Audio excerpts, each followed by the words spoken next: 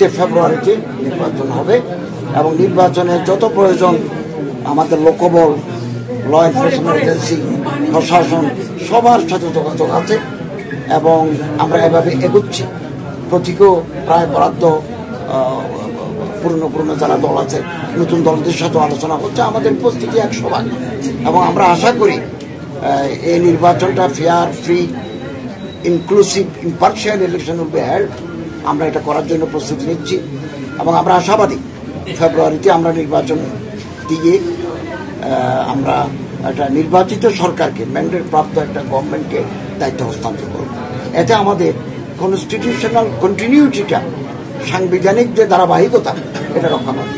কারণ 5ই August 2024 prime minister যখন নিম্ন হচ্ছে 4,67,000, এটা এখন সর্বনিম্ন। এটা বাংলাদেশের ইতিহাসে 54 বছরের ইতিহাসে এত কম টাকা দিয়ে হজ করার আর কেউ সুযোগ করে দেয় নাই। আমরা করেছি 3টা প্যাকেজ করেছি, একটা প্রিমিয়াম প্যাকেজ করেছি, একটা মাঝারি প্যাকেজ করেছি, আর একটা আজিজিয়া নামক এলাকায় সুলভ প্যাকেজ করেছি।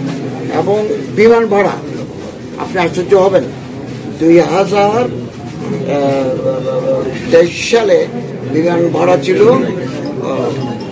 1,97,000।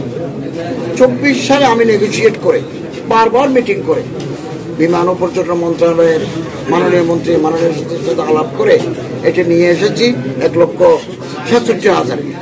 এবার নিয়ে এসেছি 1,54,000 এবং মাননীয় উপদেষ্টার সাথে আমার কথা হয়েছে আগামী 2 মাসের মধ্যে তিনি ওনার মন্ত্রণালয়ে বসে মনিটর করে তিনি আরো কিছু টাকা কমাবেন।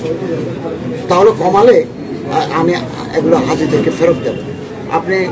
আপনার মাধ্যমে আমি পুরো জাতিকে জানাতে চাই, আমরা মন্ত্রণালয় হজ নিয়ে ব্যবসা করে, আমরা সেবা দিই, আমাদের বিজনেস নেই।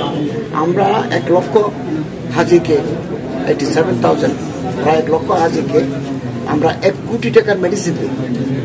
160 জন ডাক্তার, নার্স নিয়ে ফ্রি অফ কস্ট তাদেরকে চিকিৎসা সুবিধা দিই।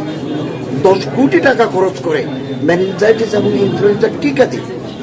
এবং এজেন্সিরা যে লোক নিয়ে যায়, অনেকে অসুস্থ হয়, এবার তো 15 জন আমরা বাংলাদেশ বিমানের স্পেশালি চিঠি লিখে ওনার জন্য মেডিকেল বেড করে আমরা তার দেশে এনেছি। অতএব আমার সরকার হাজিদের সুযোগ সুবিধা দেওয়ার জন্য যতটুকু সম্ভব আমরা এভাবে এগোচ্ছি।